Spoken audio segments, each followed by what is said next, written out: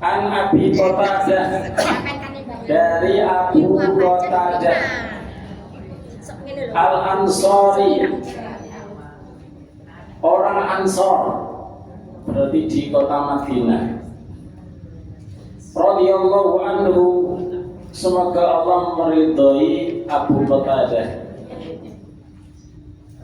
Kharajna ma'a Rasulillah sallallahu alaihi wasallam, kami keluar bersama Rasulullah SAW Ama Hunainin,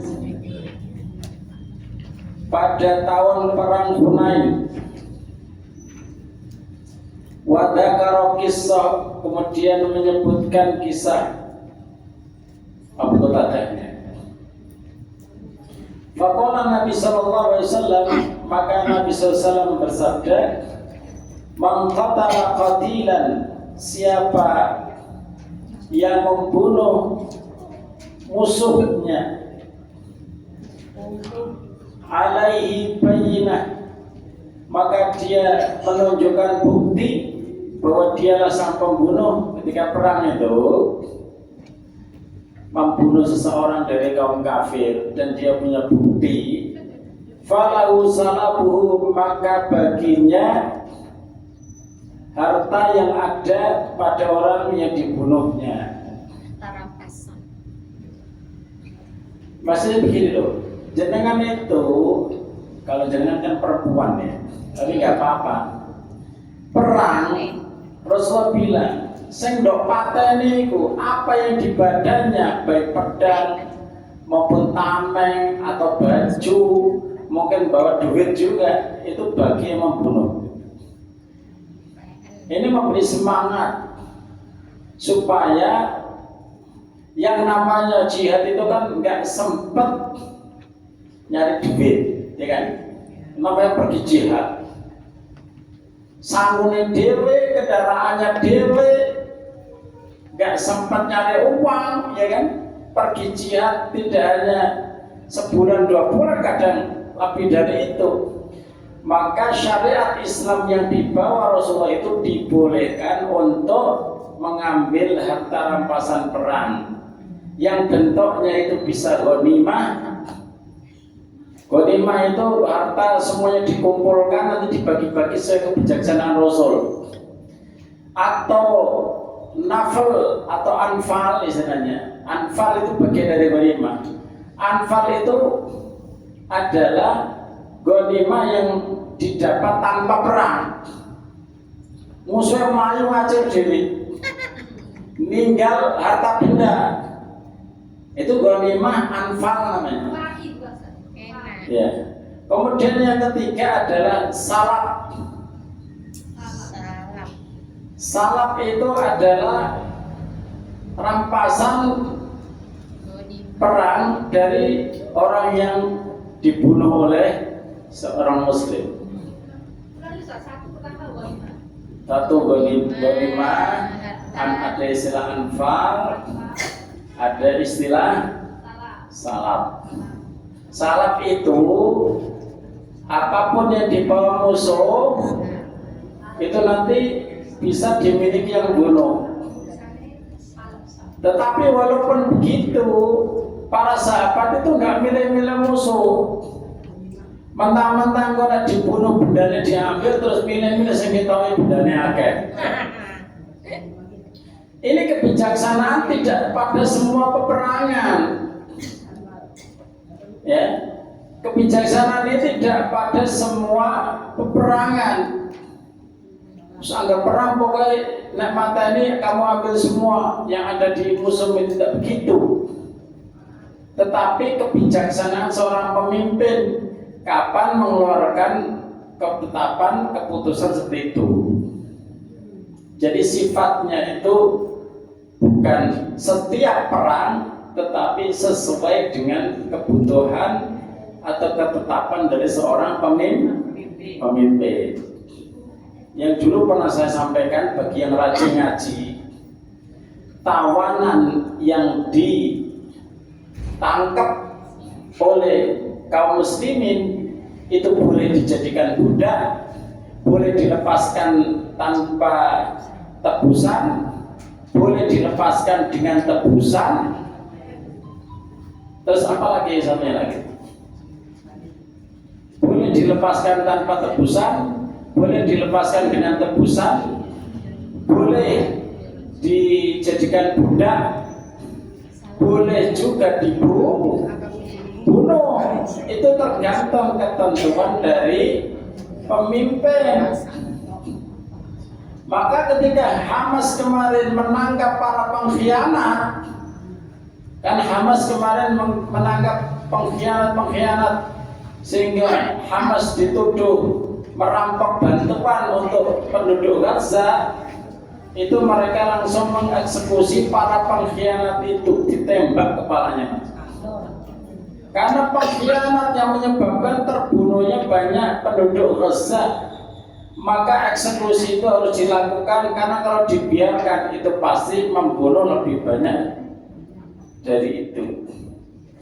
Namanya pengkhianat itu, kalau dulu kita waktu londo, sing jenenge londo ireng. Londo ireng itu pengkhianat. Mereka itu menghamba pada penjajah, dapat fasilitas, membunuhin, mengkhianatin bangsanya sendiri. Nah, ana londo ireng niku mesti yang nang pejuang iso ya dipateni langsung. Iya. Apa dibuli wong dia itu menyebabkan banyak terbunuhnya kaum muslimin atau bangsanya sendiri. Ada rencana gini bocor, rencana gini bocor.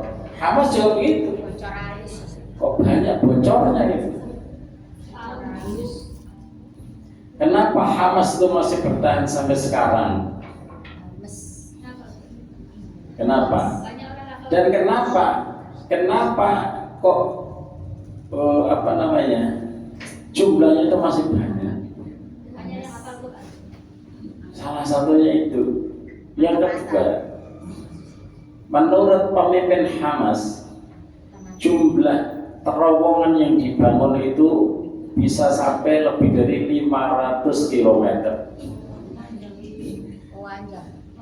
Kalau 500 km, kira-kira sini mana? Jakarta? Kurang. 700. Sini mana kira-kira? Semarang. Lebih ya. Ya. Jadi luar biasa, dan menyimpan tawanannya itu dalam kondisi sehat walafiat dan dikasih makan bersih-bersih, tambah gemuk-gemuk tawanannya. Ayo makanya jangan saja bertanya-tanya, apalagi saya.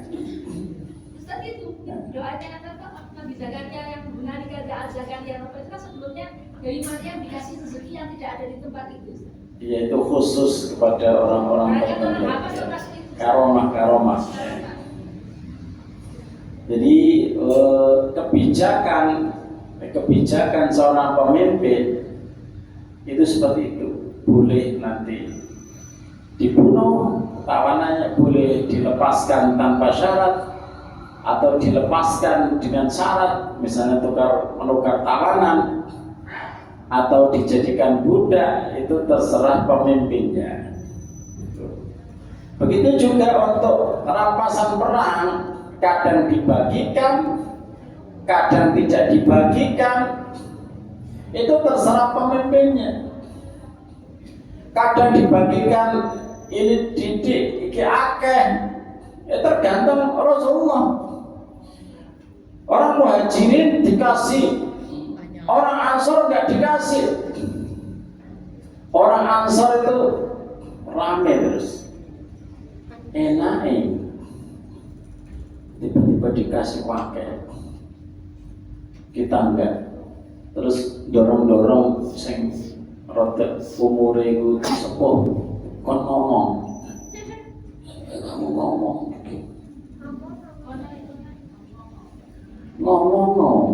Rasulullah gak ngasih itu piye iki. Medak Rasulullah, ya Rasulullah, orang saya ngomong benar. Ya Rasulullah, pedang kita itu masih basah dengan darah. pedangi Muhajirin, pedangi Ansor, sama-sama masih basah darahnya. Tapi kenapa kita nggak dapat apa-apa, kosong kelompok ini? Rasul itu paham kok kecenderungan manusia selomo-lomone, sebaik-baik manusia. Kalau sudah urusan dunia, itu mesti ya orang irine barang, iya kan? Orang gremengi, walaupun jenengan lo orangnya gak apa-apa gak dikai, kalau dalam hati main ganjel padahal. Kompor yang hadir, kenapa Ustadz kok ngasih 1 juta, kok saya dikasih cuma 500, itu ya tanda tanya. Ada apa? Apakah dia lebih spesial daripada saya? Akhirnya Rasulullah itu berdiri, kemudian menghadap ke tolong kumpulkan orang-orang Ansor. Baik, orang-orang Ansor, apa yang telah aku lakukan itu, yang saya bagikan itu adalah sampah dunia. Jadi dunia itu sampah dunia. Nah, jenengan kok gelang, kok gak dipakai untuk beribadah, angger dipamer-pamer orang ngene ae. Itu gak ada gunanya. Itu sampah dunia. Gak digelang itu salah ya. Jadi itu sampah dunia.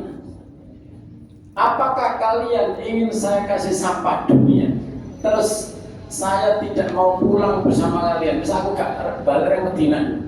Apa kalian memilih saya pulang bersama kalian ke Medina tanpa kalian bahas sampah dunia? Langsung pada nangis. Aku memilih Rasulullah, kita memilih Rasulullah sambil nangis. Terus aku mau sampah dunia. Dan kita tahu orang Ansor juga tidak semuanya kaya. Tapi masalah nganggep bahwa dunia sampah dunia itu tidak kaya, tidak miskin. Pandangannya terbaik. Jangan kenal yang namanya Bilal. Bilal bin Rabah. Kenal ceritanya. Kepengen ketemu tak? Jenengan enggak kepengen ketemu, enggak mlebu surga, dia sudah masuk surga duluan. Walaupun kelihatannya dalam cerita itu hitung ya. Tapi siapa tahu nanti ada di sini yang ketemu Bilal itu malah jatuh cinta. Ya, jatuh cinta rasa Bilal. Falling in love kan?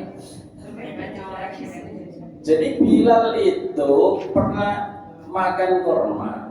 Di sampingnya ada sedirukan korma lumayan akeh. Rasulullah datang itu menikmati kormanya. Setelah kenyang berhenti Bilal, wahai Bilal, korma ini apa kok? Pakai ini segundukan nih. Ini saya simpan untuk besok ya Rasulullah. Kata Rasulullah, apakah kamu tidak takut besok itu ada uapnya neraka jahanam sampai kepada kamu? Maksudnya apa ya Rasulullah? Nah, kata-kata ini nggak tahu saya sudah sampaikan di sini atau belum? Belum. Ya Bilal, wahai Bilal, la takhsha min dil arsy iqlala. Wahai Bilal, jangan kamu takut zat yang punya aras kebudi, aras kebudi itu bikin kamu miskin. Goro-goro anfik ya Bilal, sedekahkan ya Bilal. Padahal Bilal itu loh bukan orang kaya, cuman punya simpanan korma untuk besok.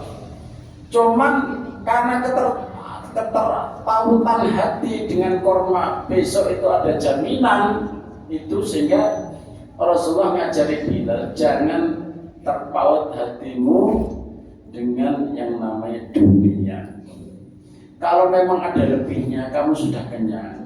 Bagi sahabat-sahabatmu, bagi orang lain itu Maka Rasul itu paling ceriwis, maksudnya ceriwis negatif, bukan positif ya, bukan negatif loh.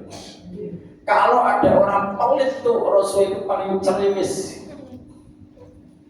Jangan sampai dianggap beriman orang yang dia itu tetangganya kelaparan padahal dia bisa tidur kekenyangan. Artinya jenengan itu sebelum tidur keliling tetanggamu. Wis mangan apa dulu.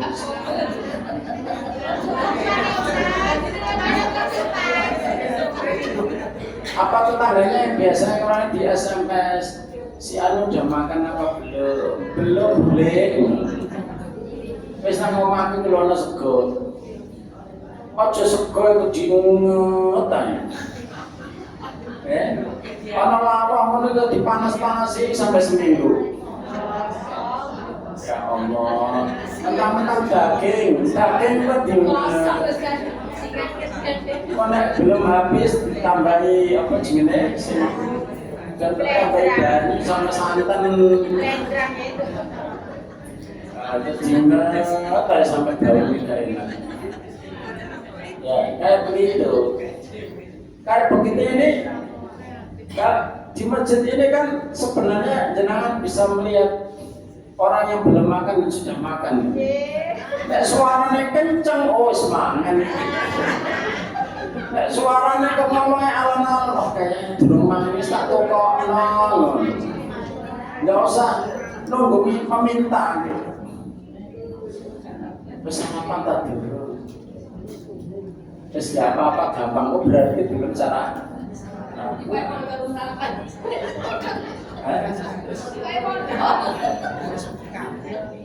Jadi masalah itu tadi kebaikan ya. Ini kata-kata Bilal yang indah, catat guys. Ya. Gak kenal kan kita? Spidol. Saya ada spidol tadi di motor. Tidak ada.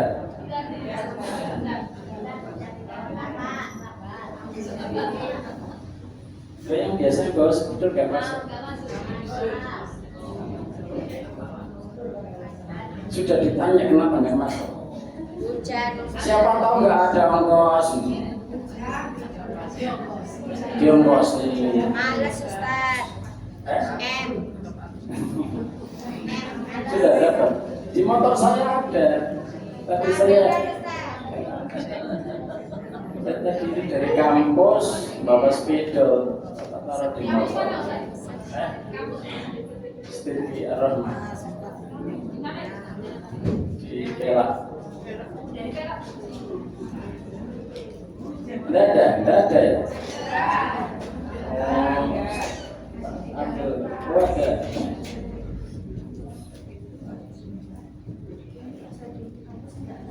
Itu ada tulisannya. Ada pun. Amin sayang. Permanen apa? Ya kalau permanen ya ganti whiteboard mulai. Anfik.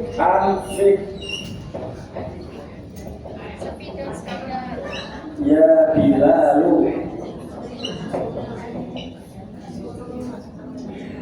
Bersedekahlah wahai Bilal. Anfik ya Bilal, bersedekahlah wahai Bilal. Wala takhsha, jangan kamu takut. Min dil arsy,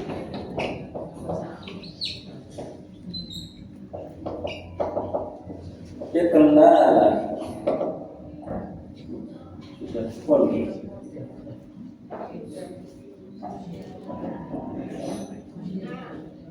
Iqlala. Bersedekahlah wahai Bilal, jangan takut. Zat yang punya arash itu membuat kamu miskin. Karena apa? Karena gudang hartanya itu tidak terbatas. Jangan itu paling tabungannya piro? 1 miliar ada. Kalau asetnya ada ya, kalau asetnya ada. Tapi ada 1 miliar. Ada bau-bau rekening banyak.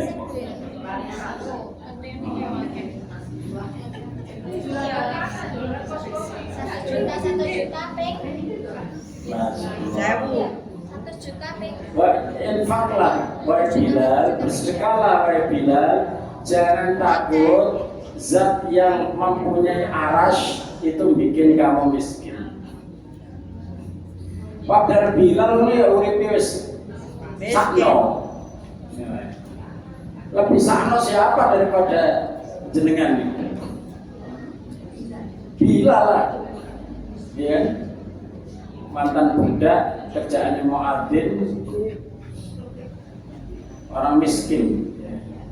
Gitu aja mau iki kan besok kalau gak oleh. Ojo ngono tak Bilal, kalau kamu punya mau dibagi. Enggak usah takut miskin. Justru malah nanti akan dibanyakin. Tapi yang percaya kalam Allah dan kalam Rasul itu tidak semua orang. Walaupun kita belajar, ya, tapi kadang tidak bisa melaksanakan. Apa? Nah, perlu jenengan itu kadang nuturi awake dhewe. Ngambil cermin, dipandang wajahmu dhewe itu. Dipandang itu cermin, wong medhit ngono. Wong medhit. Lapo sampean iki? Di panganan akeh sampai bosok-bosok.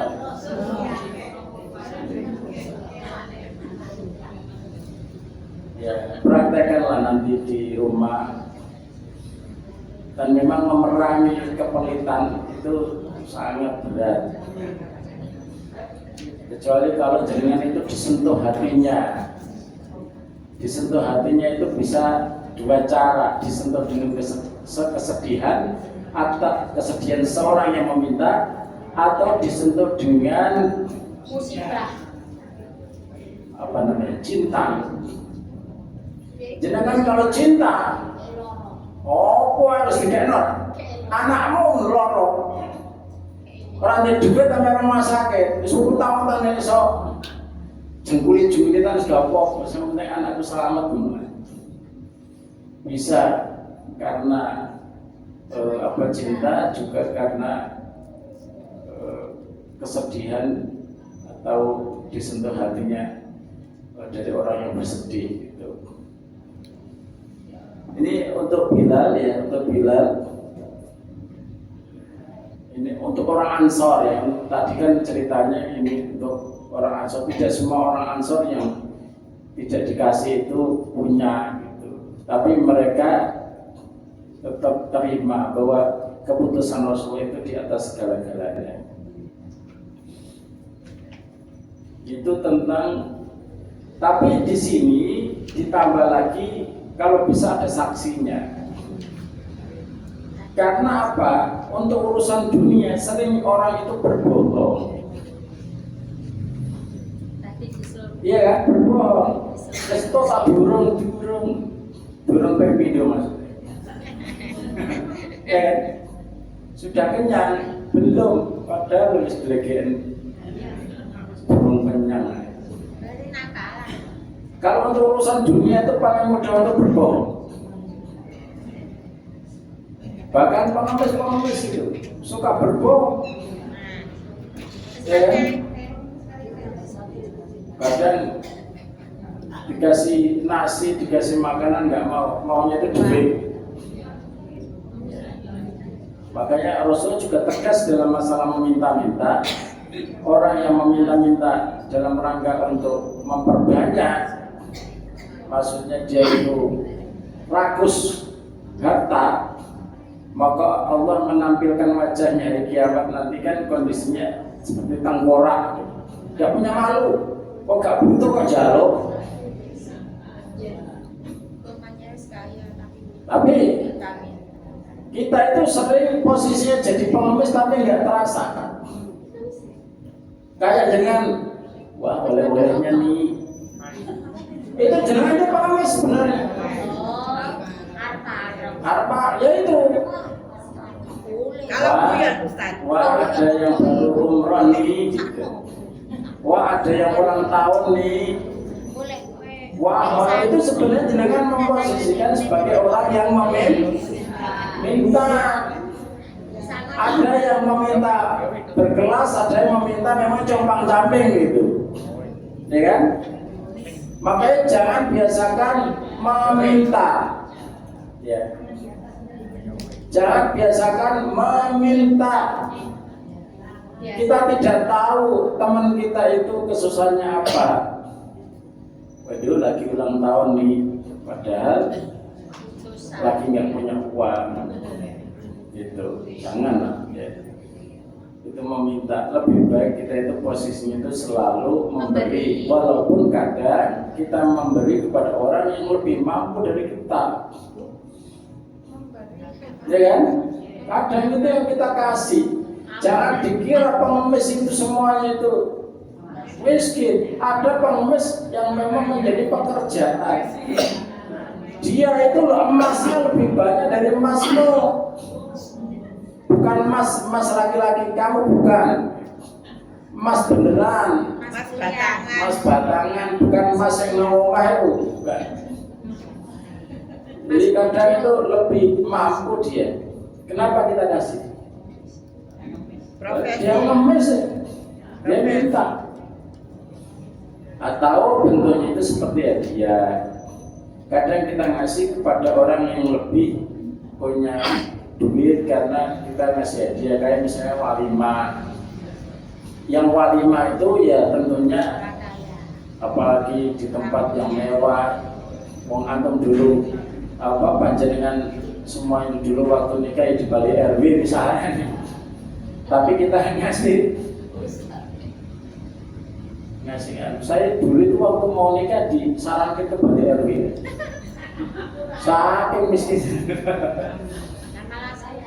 Tapi setelah itu ada yang mengambil inisiatif tidak jadi di Bali RW.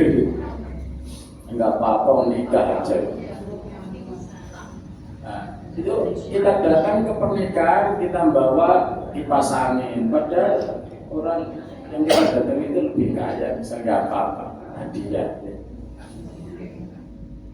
Jadi orang yang memberi hadiah itu orang yang mencintai dengan tulus, jangan dianggap sebagai beban. Ya, kalau memang nggak punya uang ya nggak usah utang-utang. Nggak usah dionong-onong. Kenapa? Nggak usah dionong-onong.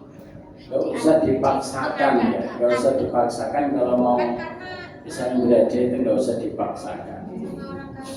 Ya, itu harus ada saksi ya, ada saksi di sini di dalam Bukhari Muslim ini. Rasulullah mengatakan 3 kali, siapa yang bisa membunuh musuhnya, barang-barangnya boleh diambil, tapi dengan saksi ya. 3 kali. Barang siapa membunuh musuh, semua barang musuhnya boleh diambil, tetapi pakai saksi ya. 3 kali. Kenapa? Kalau di sini kan bukti, bentuknya bayinah bukti ya. Satu orang cukup kalau tidak ditentukan. Rasul itu kalau tidak menentukan jumlahnya, itu yang penting ada saksi.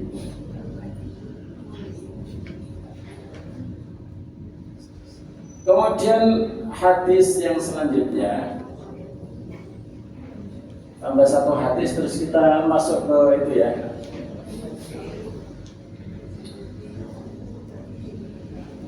An Salama ibnil Aqwa, dari Salama bin al-Aqwa, qala berkata, atan Nabi sallallahu alaihi wasallam ainun minal musyrikin, datang kepada Nabi mata-mata. Ainun itu kan mata. Ainun minal musyrikin, mata-mata orang musyrik. Wa huwa fi safarin, sedangkan Rasulullah itu sedangkan mata-mata itu masih dalam perjalanan. Fajalasa inda ashabi, kemudian Rasulullah duduk bersama dengan para sahabatnya. Yatahaddatsu, Rasulullah SAW berbicara. Makanya ini ada mata-mata ini.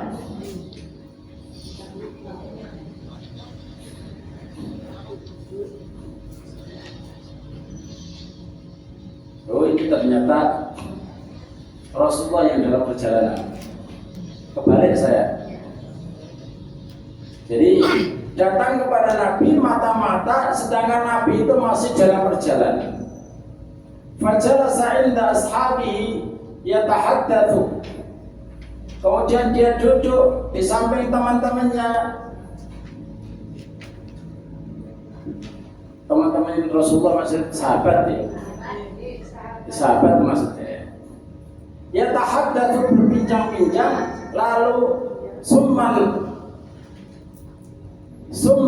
fatala, kemudian pergi. Faqala Nabi sallallahu alaihi wasallam, kemudian Rasulullah SAW, tentunya Rasulullah itu tahu mata-mata karena Rasulullah itu ada Jibril. Biasanya dikasih tahu Jibril, awas Muhammad mata-mata. Atau yang kedua, disebabkan Rasulullah itu paling tahu sahabatnya. Rasulullah itu tipenya kalau sudah ketemu sekali itu ingat terus. Sehingga setiap sahabat itu merasa bahwa dialah yang paling dekat dengan Rasulullah ketika diajak ngobrol. Jadi Rasulullah itu tipenya orang yang diajak ngobrol itu merasa bahwa dirinya itu ada teman istimewa. Nah, kita juga kalau bisa begitu. Kepada siapapun ramahnya, ngobrolnya, akrabnya itu kalau bisa kepada setiap orang selalu menghargai begitu. Ya. Kemudian Rasulullah bilang, "Utlubu, tolong cari orang yang ngobrol sama kalian. Waqtuluhu, dan bunuhlah. Faqatalahu." Kemudian Rasulullah Shallallahu Alaihi Wasallam membunuhnya, ya. Dan Nabi menyerahkan rampasan itu kepadanya, kepada orang yang membunuhnya. Yang dicari itu tadi dibunuh oleh salah satu sahabat Rasulullah, dan ketika benda-bendanya itu diserahkan, Rasulullah terus ambil kabeh karena kamu yang membunuh. Itu adalah salab atau rampasan perang yang ada pada musuh yang dibunuh. Ini hadis riwayat Imam Bukhari. Memang mata-mata itu sangat berbahaya, terutama mata-mata yang disebut dengan lontor itu tadi ya. Dia itu bangsa kita sendiri tapi menjual bangsanya. Tahu nggak yang membunuh Raja Faisal? Raja Faisal itu dulu kan keras sekali kepada Amerika, sehingga ditakuti oleh Amerika. Ternyata Amerika itu menggunakan keponakan dari Raja Faisal, Raja Arab Saudi dulu ada namanya Raja Faisal, itu untuk menembak Raja Faisal. Jadi menggunakan siapa? Menggunakan keponakan orang dalam. Memang sulit. Nah, sekarang dipakai oleh Amerika di Gaza itu dengan merekrut orang-orang dari dalam yang tidak setuju dengan Hamas supaya terjadi yang namanya perang saudara. Nah, itulah yang dilakukan oleh para penjajah itu biasanya seperti itu. Maka hati-hati ya terhadap para pengkhianat seperti yang terjadi di mana-mana begitu. Itu kita coba membahas ini manusia yang didoakan malaikat sebagai lanjutan. Kalau kemarin itu kan bersahabat dengan malaikat. siapa saja orang-orang yang didoakan oleh malaikat. Kalau malaikat itu sudah berdoa, berarti ya pasti dikabulkan. Yang nyuruh itu Allah. Jadi malaikat itu tidak punya inisiatif sendiri. Sekali lagi itu garis bawahi. Malaikat itu hanya melaksanakan instruksi dari Allah. Kalau mau begini, mau begitu, mau di sini, mau di situ, mau di bumi atau di langit, pergi ke sana ke sini, turunkan hujan, atau selamatkan orang itu, temani orang itu semua instruksinya jelas, ada SOP dari Allah. Gak mungkin malaikat punya inisiatif tiba-tiba jenengan, aku kepengen ketemu namanya si Fulan, gak boleh, gak bisa. Nabi Muhammad juga gak bisa kayak gitu, Nabi Musa juga gak bisa kayak gitu. Nabi Musa itu enggak, kemudian tongkatnya itu selalu dipukulin kalau ada bahaya, enggak tahu dia. Waktu dikasih tukang sihir, tali-tali yang berubah jadi ular, itu kan Musa takut. Lalu ada instruksi pukulkan tongkatmu. Ketika mau lari dari Firaun, di depannya laut, takut juga. Enggak kemudian gini, kemarin tak pukulkan jadi ular, coba tak pukulin lagi mungkin enggak. Tapi diperintahkan Allah, pukulkan tongkatmu. Tongkatnya itu membelah lautan. Jadi enggak ada yang namanya Nabi itu didatangi malaikat Jibril sakarpe, enggak. Maka ketika malaikat berdoa, yang menyuruh siapa? Allah Subhanahu wa ta'ala. Tentunya doa itu menjadi doa yang mustajab.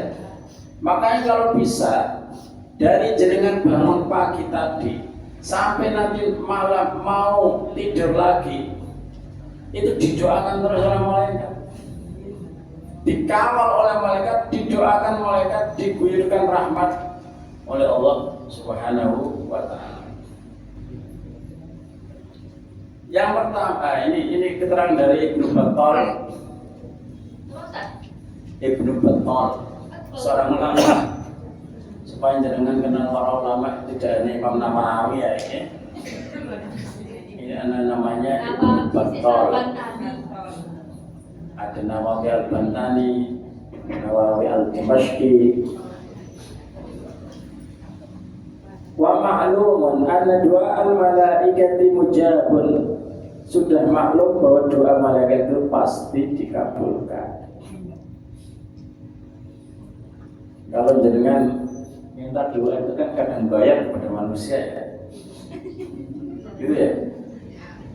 Om jenengan itu di kuburan itu kadang orang yang menawarkan diri, Bu mau didoain tar, aku bisa dengar diri apa bayar. Itu bukan berarti gratis, enggak. Dia nanti setelah doa itu menengah terus, ya langsung meninggalkan tempat karena nunggu recehmu itu. Tapi memang kelakon itu memang. Sampai saya itu kelakon itu gini. Saya di beberapa acara DPR, bukan DPRD, ada DPR yang lagi ngadain acara, saya didaulat, Ustaz bisa baca doa tak? Ya bisa, masa nggak bisa? Tapi saya doanya itu nggak langsung doa terus pulang. Soalnya nanti dikasih transport. Wah, aku kok doa tok gak enak. Doa tok terus boleh lah. Nah, saya sebelum doa itu saya kasih sedikit apa ya, mana lagi berdoa, karena doa itu gini-gini kayak ceramah sedikit lah, kultum gitu, biar rotok ono pantes saya sedikit. Masa doa tak orang terus pulang gitu terus, aduh gak enak belas. Paling enggak saya itu nambahin lah materi sedikit gitu, ilmu lah ya. Nah, ternyata nomor satu itu tentang mengajarkan kebaikan. menasihati orang.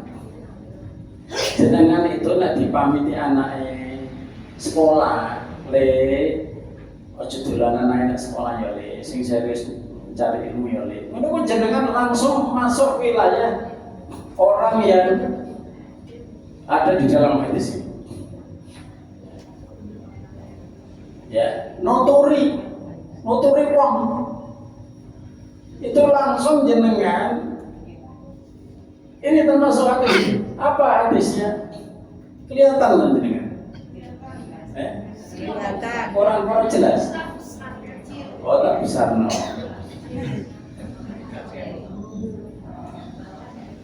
Kayaknya memang harus jumbo terusnya.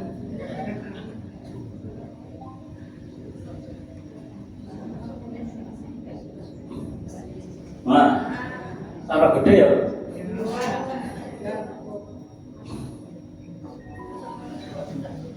Innallaha wa malaikatahu, ini bukan Al-Qur'an yang hadis ya.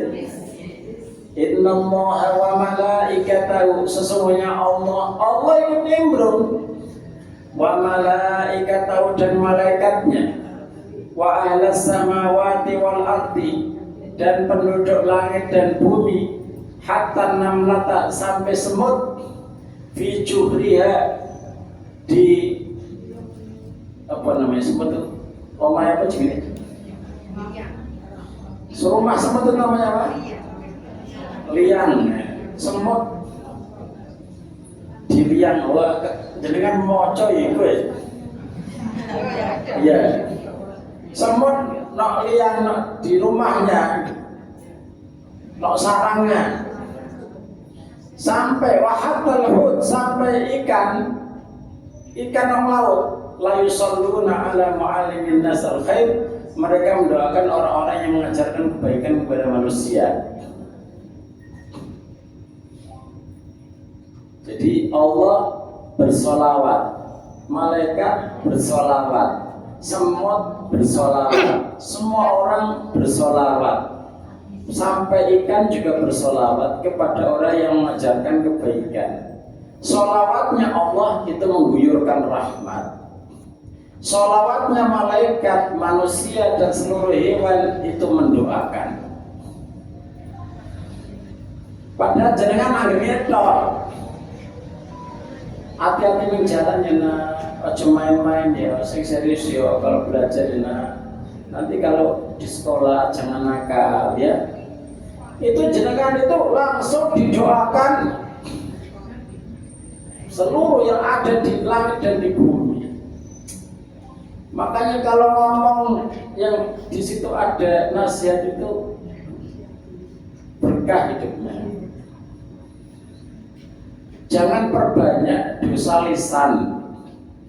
Jangan juga perbanyak kata-kata yang tidak ada maknanya. Misalnya nggak ada maknanya itu apa? Latah misalnya. Itu kan nggak ada maknanya. Dulu ada istilah kasihan dulu. Nah itu kan apa maknanya? Kalau ngomong itu ngomong yang ada maknanya, sehingga malaikat mencatatnya itu sebagai ibadah. Dan tidak hanya itu, seluruh langit dan bumi mendoakan orang-orang yang mengajarkan kebaikan. Suaminya jenengan sebelum pergi dimelinglah juga, Mas, jangan belirak-belirik ya Mas.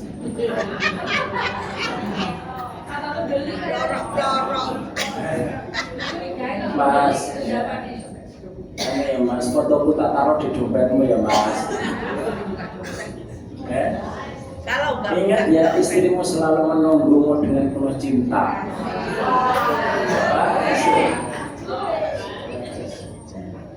Menurut ramaya ya, selalu diwayah-wayah nunggu loh. Ya, waktu munculnya selalu hanya di sinetron. Itu bagus, hal-hal seperti itu bagus. Alhamdulillah saya punya istri seperti itu. Hati-hati di jalan ya sayang. Itu mau Mereka langsung semua wanita itu menjadi gelap semua. Itu selalu harus dibiasakan, walaupun itu munculnya seringnya hanya di sinetron, tapi munculkan di dunia real nyata. Tuh. Ya kalau sudah tua ya hati-hati jalan ya mbak. Om suaminya udah mbak. Kong, hati-hati di jalan kong. Kalau ada selokan lompat kong. Mau ke masjid lewat selokan loko. Sakno ya. Kemudian ini ya, paham ya. Jadi orang yang menasehati, orang yang berkata baik, ajaran kebaikan itu semuanya Allah nguyurin rahmat, seluruh langit bumi itu peduli gitu. Ya. Walaupun mengguyur rahmat, ketika Allah bersolawat itu maknanya adalah mengguyur rahmat gitu. Jangan kumpul sama siapapun, prinsipnya begitu aja. Jangan mau misalnya jalan-jalan sehat dengan penduduk RT. Jangan ngajak anak-anak, ngajak tetangga, yuk hati-hati ya, jangan berpisah. Nanti kalau berpisah, di jalan besar berbahaya. Itu jenengan tuh langsung dapat status gitu. Mau mengajarkan kebaikan. Jangan dianggap. Kalau ketemu anak yang orang sehat bener, udah ingusan, rambutnya gondrong, nyumet percon, ya, tak tahu ngaji. Menurut jenengan nggak usah membuli. Sangat anak gendruwo. Kalau semono itu namanya membuli. Didoakan dan ini nak jangan main percon ya. Itu jenengan langsung dapat status ini. Status didoakan, diguyur rahmat oleh Allah, didoakan malaikat, didoakan seluruh ada di bumi, sampai hewan-hewan itu kenal sama jenengan. Cuman sedikit saja ngasih nasihatnya itu sedikit. Misalnya kalau uang, misalnya ron motor, mas motor itu ganggu orang, berganti kenal poting. Ini jangan itu langsung. Pokoknya apa yang kamu ajarkan kebaikan itu menjadi sumber keberkahan yang tidak pernah terputus dari jenengan. Ya, itu selalu muncul nasihat. Biasanya orang yang seperti itu biasanya tempat curhatnya teman. Nah, kayak gitu ya. Itu yang pertama, itu baru yang pertama itu sebenarnya sudah bisa kita laksanakan. Gitu. Kalau rapat meleku terus rapat itu ada indikasi-indikasi yang tidak baik. Salah satunya itu yang mau diperketat Pak Wali itu penutupan jalan. Kan kalau menyelenggarakan acara itu sering jalan itu ditutup. Saya itu sering muring-muring sama tetangga-tetangga. Muring-muring itu muring-muring baik. Tak parahnya BAB, Pak, kita ini kan jadi sampai kayaknya tadi ada setan kena tamparan ya. Saya parah nih Pak, ini kan kos-kosan banyak, orang mau keluar dari sini. Kalau bisa ditentukan jamnya, dikasih tahu dari jam berapa sampai jam berapa, sehingga bisa menyesuaikan. Dan kalau bisa, nutup jalannya jangan sempurna semuanya. Paling enggak, misalnya, rok motor bisa lewat. Mereka kan bisa update. Mereka kan saya salah tompo juga. Ya kita hanya menjalankan misi kebaikan. Tak kandani yang jenengan umpamanya gawe ono yasinan sama teman-teman itu ojo menutup jalan sempurna ya. Dikasih jalan untuk orang lewat. Karena saya pernah marah-marah gara-gara saya waktu beli keluar beli makanan untuk anak saya belum ditutup. Setelah balik ditutup wabil apa maca Quran. Aku kan gak iso ngincak-ngincak mereka. Tak telepon Pak RW. Wah, saya nggak tahu ini Ustadz itu nggak tahu tuh. Tak telepon Pak RT apa lagi? Sebentar lagi Ustadz ya, tunggu sebentar. Tunggu sebentar bagaimana saya? Anak saya nangis-nangis lapar loh. Sabar kan? Sabarnya. Apanya? Sabarnya. Maksudnya gimana? Ya sabarnya kita. Terus sabarnya kita itu gini, Pak RT nanti kalau ada acara lagi itu dikasih jalan setapak. Ojo ditutup kayak gini, bilang keluarganya atau bikin spanduk atau apa terserah. Selalu itu tempatnya di situ aja, yang dijadikan tempat untuk menutup jalan itu. Sakno, nak orang sing loro ambil berobat terus ditutup lebih.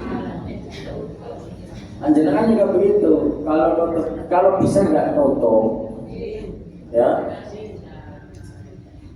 Kalau bisa nggak nutup.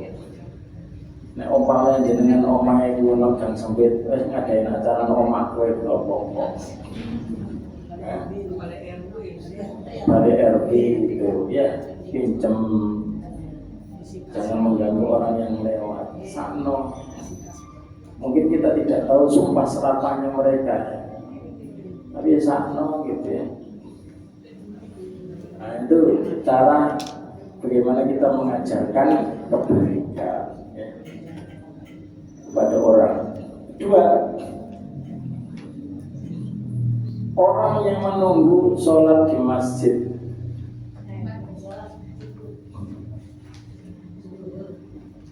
Ini kan biasanya kalau sholat subuh di mana? Masjid. Perhitungan jenengan sudah di dalam sholat itu bukan pada saat takbiratul ihram sampai salam, itu bukan. Perhitungan oleh Rasulullah sudah dianggap sholat itu kalau sudah berwudu dan berjalan menuju masjid. Makanya kalau kita mau ke masjid, wudunya di rumah saja, jangan di masjid. Biasanya bapak-bapak itu nak masjid. Jadi perjalanan dari rumah sampai masjid nggak kehitung sholat nanti. Gitu. Sampai jenengan assalamualaikum, assalamualaikum. Kalau jenengan itu belum beranjak dari tempat sholatnya, masih dianggap sholat juga. Dan malaikat itu mendoakan ketika jenengan berada di dalam sholat, tidak hanya dari takbiratul ihram sampai salam, akan tetapi sejak jenengan merencanakan dan berwudu di rumah, pergi sampai pulang lagi. Kalau jenengan habis sholat itu dzikir, itu pasti dianggap sholat. Apa doa malaikat? Allahumma ighfir lahu, Allahumma arhamhu. Ya Allah ampuni dia, ya Allah sayangi dia. Begitu malaikat. Ya Allah ampuni dia, ya Allah sayangi dia. Dan ketulusan malaikat itulah yang membuat hidup kita bahagia. Makanya orang yang pergi sholat, khususnya yang ke masjid ya. Bagi wanita ya silakan ke masjid aja daripada di rumah nanti telat-telat ya. Ya kalau di rumah itu kan telat-telat ya. Belum saya oh aku nyapu dhisik, aku orang-orang dhisik, aku tak leye-leye dhisik. Apa mana dipanggil temennya, aku tak petanan dhisik. Tahu petanan jenengan? Saya nggak ada. Nggak usah.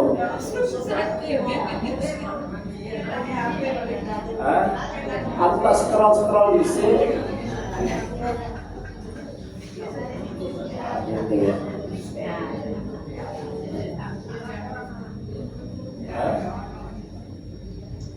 Aku tak nelpon suamiku di sini gak apa-apa.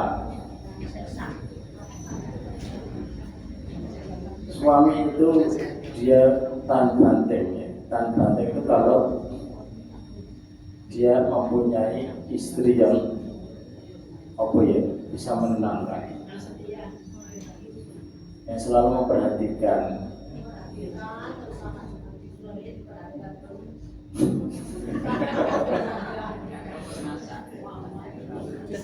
Perhatikan tapi Selalu ada gitu ya. Gangguan-gangguan itu selalu ada. Untuk mencintai, saya sering bilang begini, cinta yang tulus itu tidak mengharapkan imbalan. Misalnya saya cinta istri saya tidak akan mengharapkan imbalan apa. Istri saya cinta kepada saya tidak mengharapkan imbalan apa. Yang diharapkan adalah keridhaan dari Allah. Terserah kekurangannya kayak apa. Kalau dia misalnya lagi muarang, tak jarna.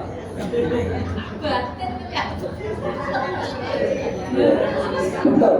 Saya itu kalau ada masalah, kalau dia itu lagi pengen ngomong banyak, tak dengerin.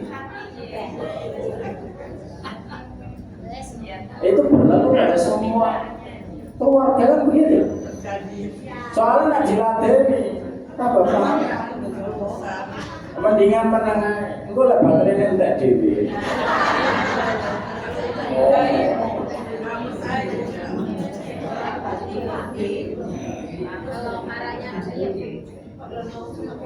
Nah, kalau dia marahnya dia, kita yang rese gitu. Harus jangan diem-diem. Emang gue pikirin, nggak begitu. Kalau dia kita biarkan sebentar, dia asiklah dulu dengan dirinya. Setelah itu mungkin dia jangan lewat dari, pokoknya jangan lewat dari. Setelah itu mungkin ya.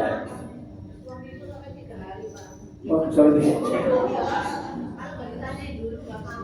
Oh gitu. Oh itu sudah. Wah. Gitu ya.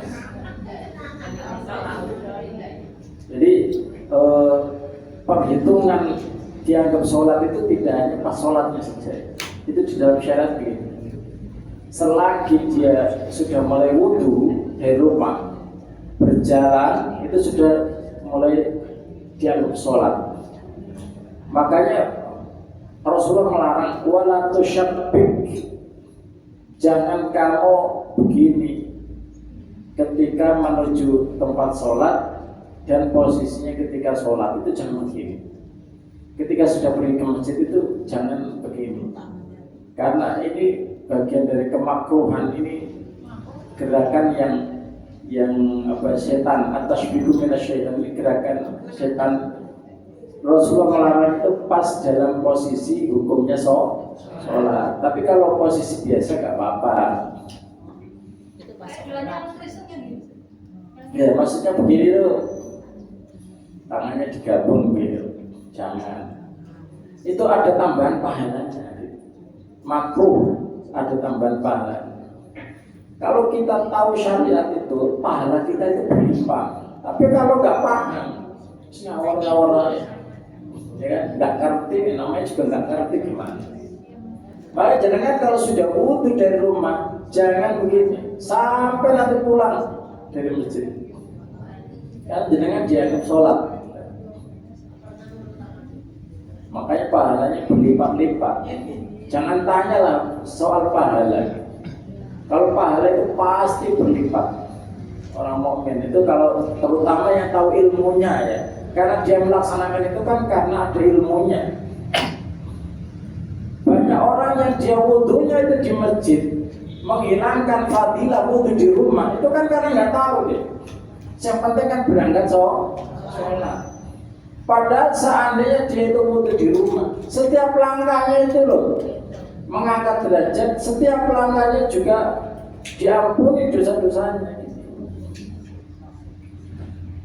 Jadi pokoknya enak, tuh ilmu itu enak. Dikit-dikit pahala, dikit-dikit pahala. Pahala itu bikin kita itu nyaman dalam kehidupan. Kalau ngerti ilmunya, kan ngerti ilmunya ya turu, kalau yang sangat turu ngorok, nggak ada persiapan apa-apa. Disuruh bersih-bersih, sikat gigi, kan gitu, cuci kaki, berwudu, terus nanti jangan mengkurep, tidur kan jangan mengkurep, kalau bisa ya di atas pinggang kanan. Sebelumnya membaca, tinggal milih apakah ayat kursi ya nggak apa-apa, trikul ya nggak apa-apa, mau doa tidur tok ya nggak apa-apa, mau baca tabarok juga nggak apa-apa, terserah jenengan. Doanya yang banyak milih, diwaca kabeh nggak apa-apa, nggak sih tidur.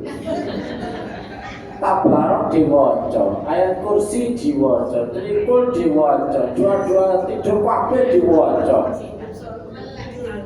Sesuai gue ya nggak turun. Ya, tapi ya itu tadi, ya sehafalnya, sebisanya. Seandainya jenengan mimpi itu mimpi yang indah, karena mimpi yang menakutkan itu pasti dari setan. Kalau jenengan mimpi kok menakutkan, itu dipastikan dari setan. Tiba-tiba dikejar dulu nanti ketemu aja. Jenengan pernah kan? Waktu kecil itu saya dikejar pocong. Saya ini ketemu pocong tidak ngerti malah tahu diri. Jadi pocong lagi sama meja ngerti, namun dia ngerti kayak pocong. Karena kita dipermainkan oleh setan. Kenapa itu? Karena nggak berdoa itu tadi. Yang ketiga, ketika melakukan sedekah pagi, sedekah itu umum ya. Ada sedekah wajib, ada sedekah sunnah. Suami melihat istrinya pagi-pagi mau belanja, Bu, butuh uang berapa? Nah itu berarti nggak pelit suaminya. Anu Pak, aku kepengen masak cumi ini, berapa totalnya? Terus nggak apa-apa 1 juta.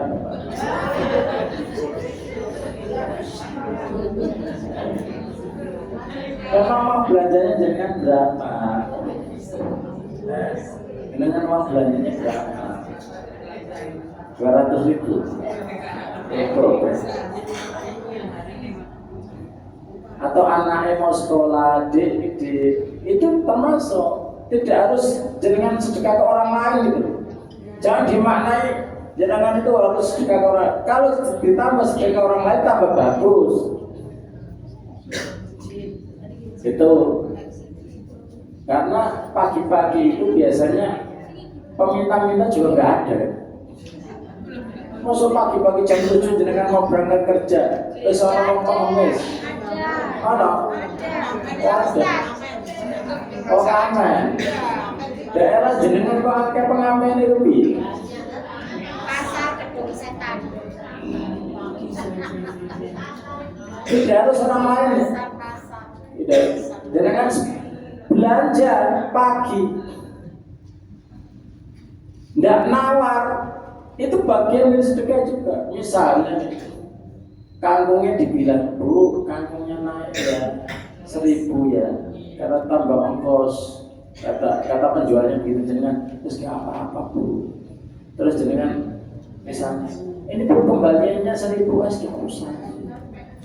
Itu namanya juga sedekah.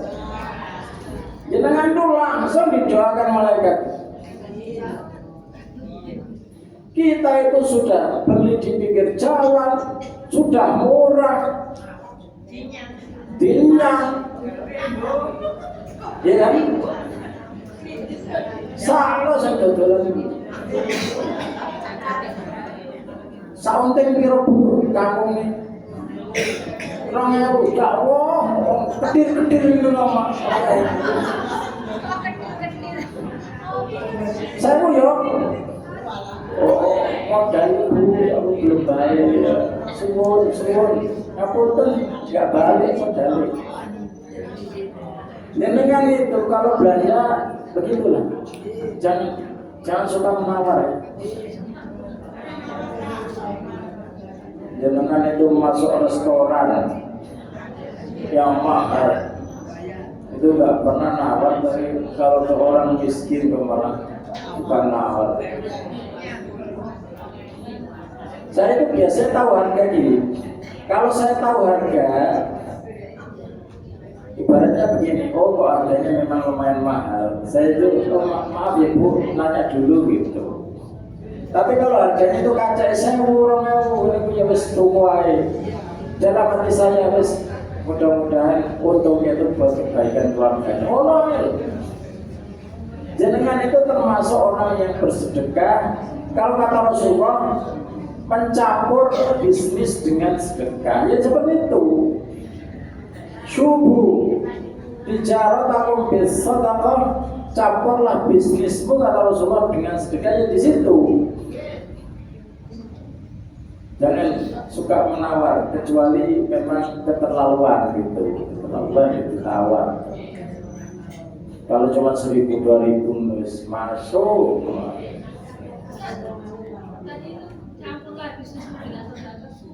Syubu tijaratakum bisadaqah.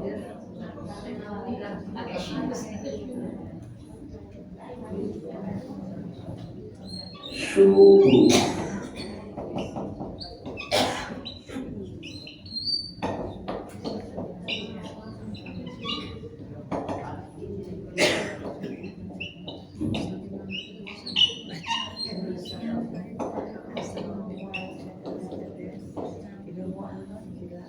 itu bagi pembeli, bagi penjual juga begitu.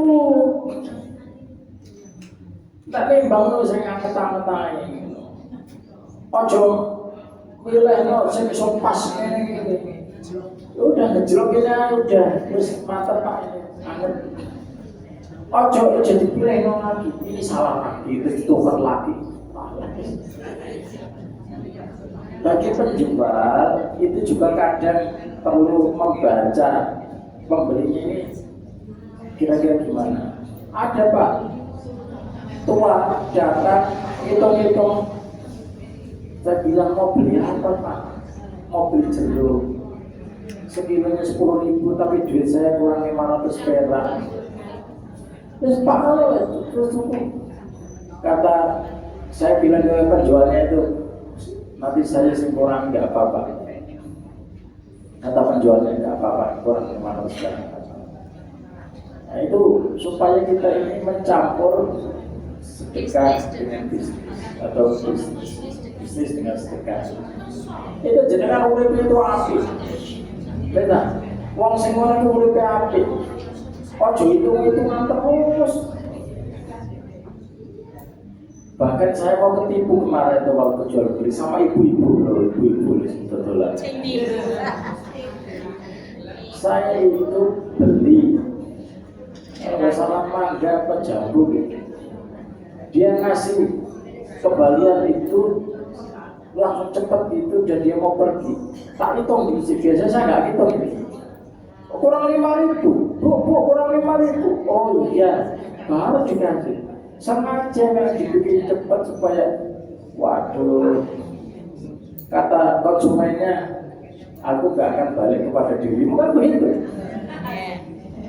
Jangan kan nyenteng-nyenteng kalau lewat di situ, aku gak akan tuku maneh, ya kan? Justru merugikan dirinya. Tapi yang jenengan anget-anget terus, enak tuh penangkir diangkat terus. Itu enak, jadi wong apik enak. Jadi wong elek, gak enak sebenarnya. Cuma dilakoni wong akeh. Ya kan ya?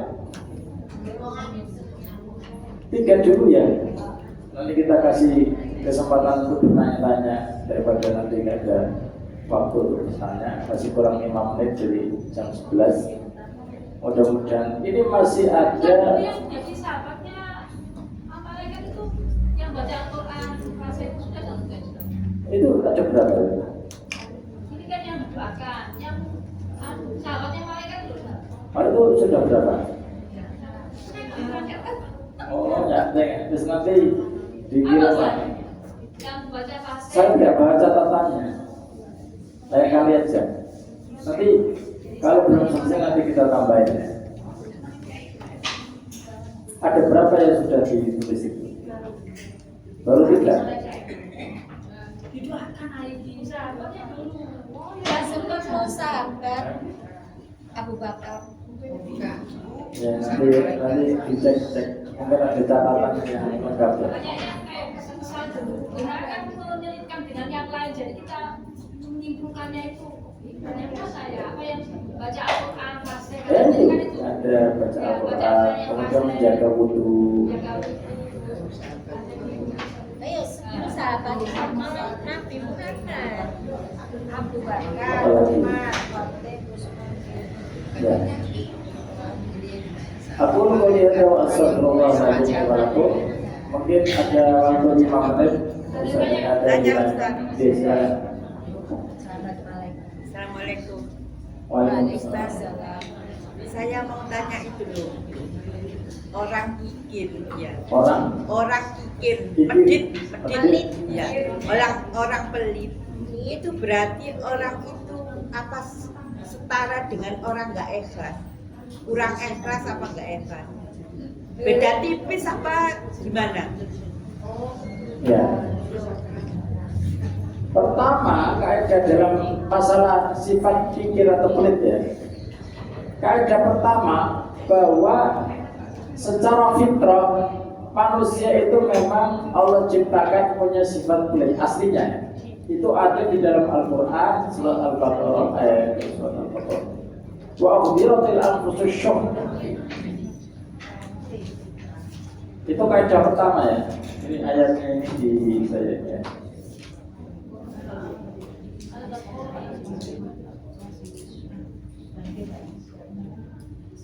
Surat An-Nisa Al-Baqarah. Surat An-Nisa 128.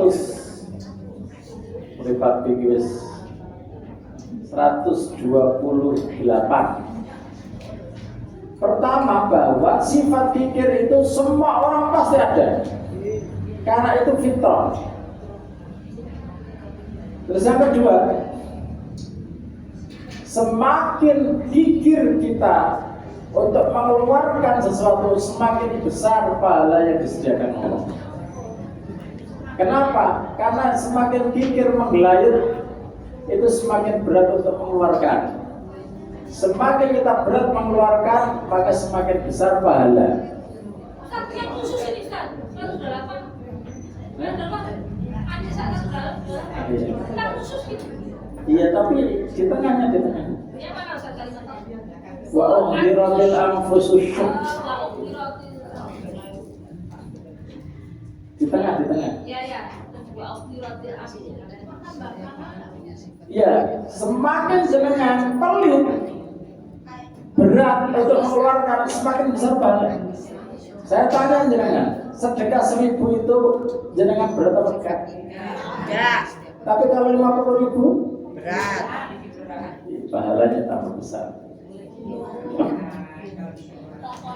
Jenengan itu miliarder, jenengan itu miliarder, nyumbang masjid 10 juta itu banyak apa sedikit? Banyak. Miliarder. Jenengan mampir warung 10 juta entek. Tapi kalau 10 juta bagi orang yang gajinya pas-pasan itu banyak apa dikit? Berarti besar mana pahalanya? Yang miliarder 10 juta apa yang pas-pasan 10 juta?